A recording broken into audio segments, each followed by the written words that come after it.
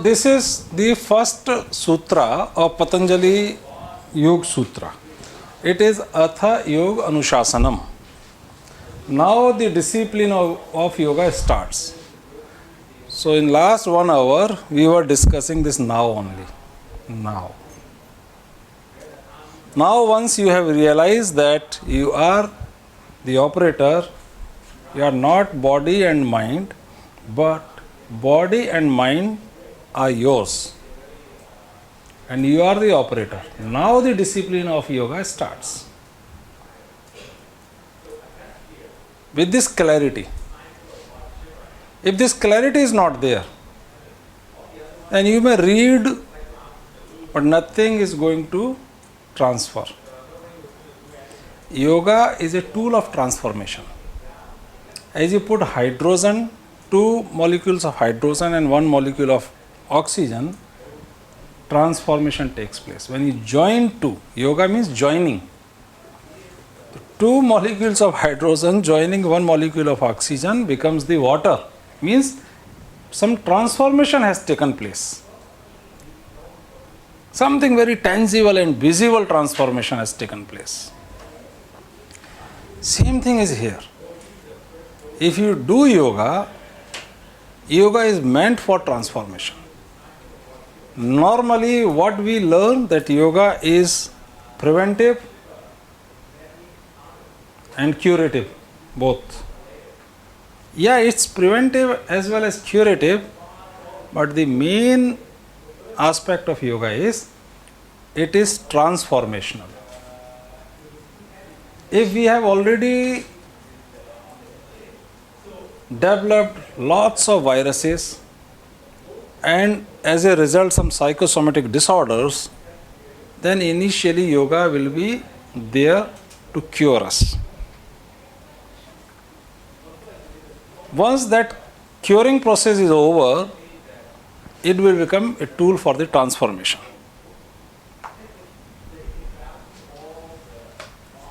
And it requires certainly some sort of discipline.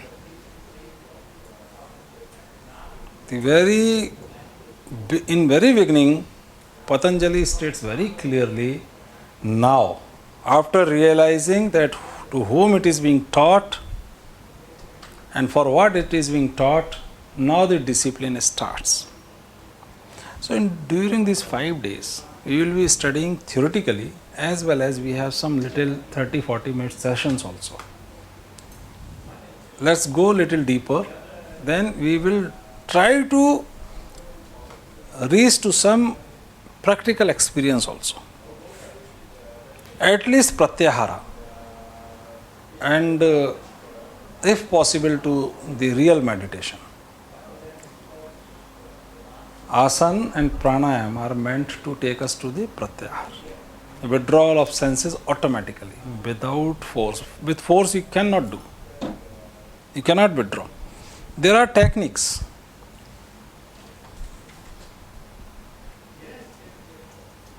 And what is the aim of yoga? Aim of yoga is yogaschitta vritti nirodha. You all must have heard this verse before also. All the vrittis, all the thoughts, all the forms arising in the mind are to be stopped. What do you know?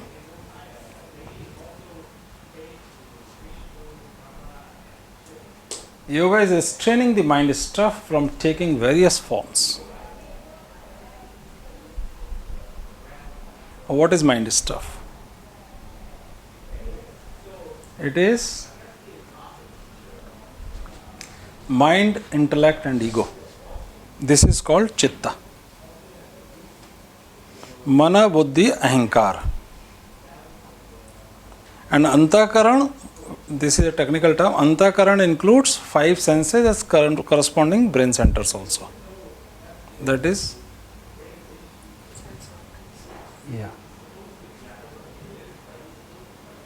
antakaran, internal instruments, sense organs and corresponding brain centers, mind, buddhi, determinative faculty, intellect, ego. Ego is sense of doership. Now, let me explain a few points here. Maharishi Patanjali is saying that the aim of yoga is to stop all the thought waves which are rising in the mind, just to stop them, finish them. This is the aim of the yoga. He gives an example of lake. There is a lake, and it's so clear that you can see the bottom. So take bottom as soul, the Atman, lake as the chitta, mind, intellect and ego, and if you throw a stone into it, it is the sense object, then waves are rising in the lake. So once the lake waves are there, you don't see the bottom now. It gets blurred. So to see your real nature, there should be no wave, thought wave in the mind. And once you achieve this state, your soul, the Atman, reflects itself. It shines forth. This is the aim. Now rest text will go how to achieve it. And during the process, what type of siddhis, powers you will be gaining, everything in detail has been explained. I give you an example. How do you perceive something? You are listening me? How you are listening me? My voice as sound waves is reaching to your ears. Okay? This is the external organ. Okay? From here, it is being changed into the nerve currents, and through the nerves, it is reaching to the corresponding brain center. There are corresponding brain centers to each and every organ, sense organ. So, voice is reaching to your ears, ear is always there, external instrument is always there, it gets converted into the nerve currents, see, and it is reaching to the corresponding brain center. This is the whole process, but that is not sufficient. There are other sounds are also here, but you are not listening to them. Reason, your mind, there should be mind also attached to that particular brain center. Sometimes it happens, we are engrossed in something, and our all the sense organs are open. We are seeing something, watching something. If somebody is shouting, calling us, we don't listen. Why we don't listen? Sound wave is coming, reaching to the brain center, changing nerve currents, reaching to the brain center, but mind is not connected to that center at that moment. Mind is connected to some other center. Right? And this mind connected to the center takes the information up, puts it before the intellect. It recognizes, okay, this is the voice of Ajay. Then it places it before intellect. Intellect, on the basis of a stored memory, analyzes. This is right or wrong. It labels. Okay. And then the sense of doership rises. Ego. I have heard it. Labeling, then the doership, and this whole amalgam is seen by the operator if it is awake. Otherwise it comes back as a reaction. Try to understand this. It's a very technical thing. You are seeing something, ocean is there, or sky is there, or some very beautiful scene is there. You are seeing, it is so beautiful, its image is coming to your eyes, getting changed into the nerve currents, reaching to the corresponding brain center, mind getting attached to that, recognizing the input, okay, and okay, ocean, mountains. Then the intellect giving the analyzing, this is not better, I have seen much better mountain. Okay. Some labeling is done, doership arises, ego arises, then the whole process returns back if reaction is to be made. So what exactly is being seen? Not the mountain. Mountain changing into the nerve currents, reaching to the brain center picking the image, then putting the reaction. This reaction is being seen by the soul or operator.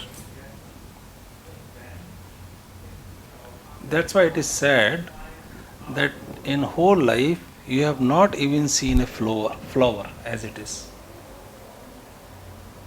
Because it happens so fast that we put our analysis on it, we conditions it. So we never see the reality.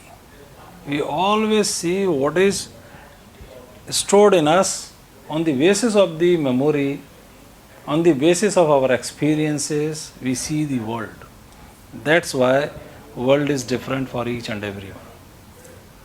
Your world is different, mine is different. It's a technical thing, try to understand. And when you are attached to that particular brain center, you are watching the mountain, lots of sounds are going on, you are not listening because your mind is attached to that point. So it is not sufficient that sound wave comes or some image comes, you are seeing there and somebody goes, you don't even notice. It happens or not? You are focused on something, I am saying the Buddha, and suppose you passes by, image came, it went to the brain center, but no, it has not been recognized because mind was not present to receive the input. So this chain has to be understood. Now he has started unfolding the things. Now the question is how to learn the operating the body, mind, complex. So you have to understand the working of this machine, how this machine is working. This machine works in this way. Anything, touch, you never receive the touch. You never feel what touch in reality is. It is only your reaction to the touch that is noticed by you. But we have no other option, so we take it as the touch or seeing or anything, everything. Suppose I put my hand here, immediately nerve currents, brain center, mind got attached. This is soft touch, this is hard touch. It is not touch. Either it is soft, it is good, or it is bad. It is not as it is. That's why J. Krishnamurti, you might have heard his name, a very great philosopher of our time. He used to say, can you see something unconditionally?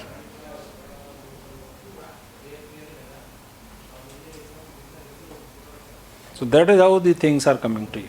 This is a machine, just think. If you remove all the five senses, you cannot perceive the world.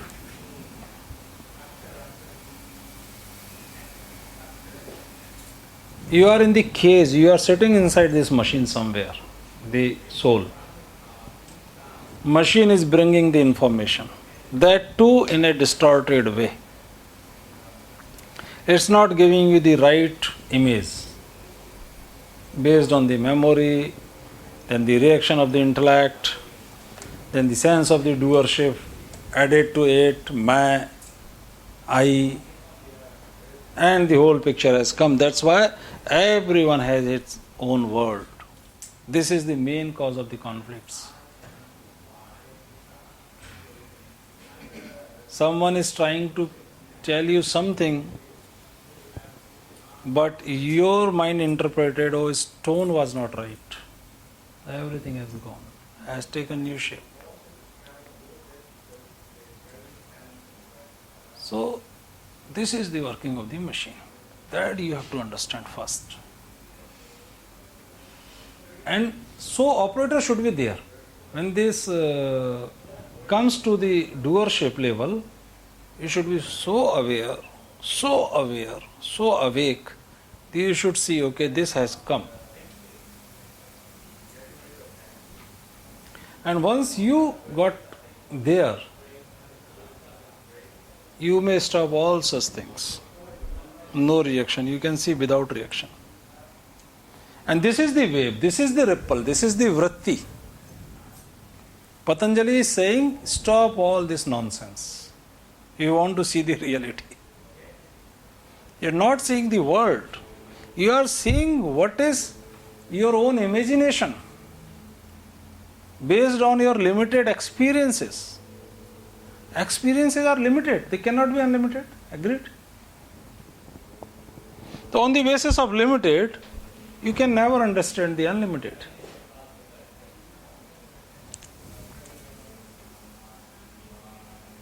So, these vrittis have to be subsided. This is meant by his yogas chitta vritti nirodha. How the vritti is risen in the mind, it is clear. And I will also asking you whether you are getting the point or not. So be careful. It may take some time, but you just go on thinking. See, if this doesn't start the thinking process, Shravan Manana Nidhi Dhyasan, our Jnana Yoga system, that is also wonderful. Shravan, this is Shravan is taking place. You are listening, then thinking over it. Nidhi Dhyasan is now acting accordingly. That is the highest thing. First you are listening, analyzing. If you are feeling though this is wrong, this is not the right explanation, then ask, question, raise your doubts. And once you are satisfied, okay, this is right, then practice it. Otherwise, what is the use of understanding? If we have understood, why not to practice? If we are not practicing, it means we have not understood. Though superficially it looks as if we have understood, but if it is not coming into the practice, it means we have not understood. We may give lectures on that topic, we may explain, but it doesn't mean that we have understood. The checkpoint is, it has come into the practice or not.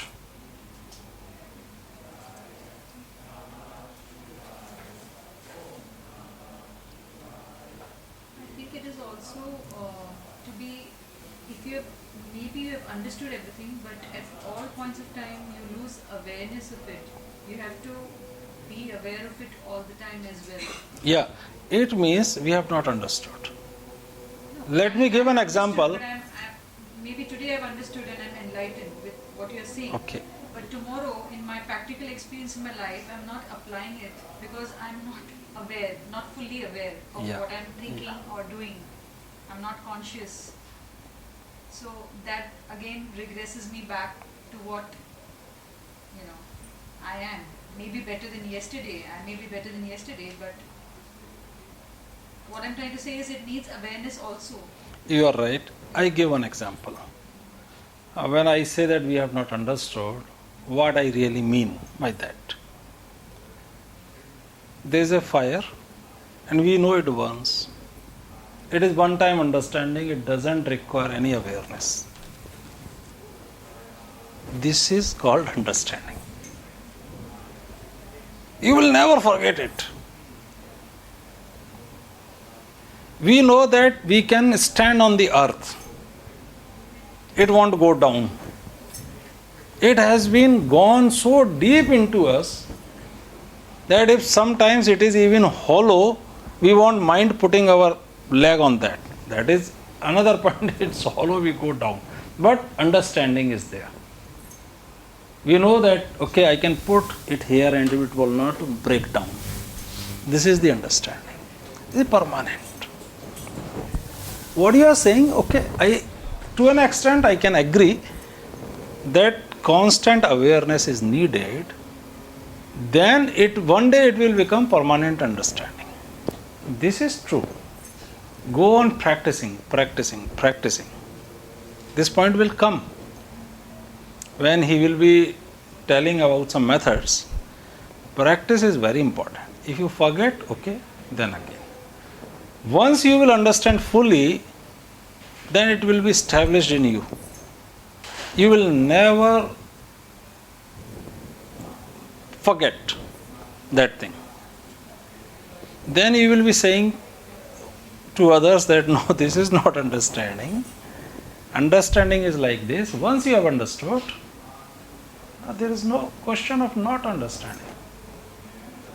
But we can gradually make our machine to grasp the truths. In fact, to whom we are making understand. Okay, operator has understood.